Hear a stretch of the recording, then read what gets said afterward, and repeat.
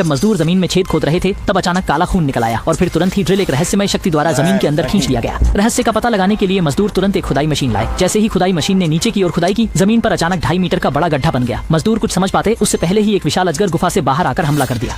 मजदूर डर के मारे तितर बितर होकर भाग गए। केवल दिलेर ताजवांग बिल्कुल नहीं डरे। उसने जोर से एक पैर जमीन पर मारा और खुदाई मशीन को अजगर की ओर धक्का दिया। फिर लीवर खींचकर अजगर को जमीन पर दबा दिया। अजगर ने बड़ा मुंह खोला और पलटवार करना चाहा, लेकिन खुदाई मशीन की स्थिति के कारण वह 1 इंच भी आगे नहीं बढ़ सका। इस पर अजगर ने अचानक अपनी जीभ मोड़ ली और अलग थलग पड़े पिता पुत्र की ओर बढ़ा।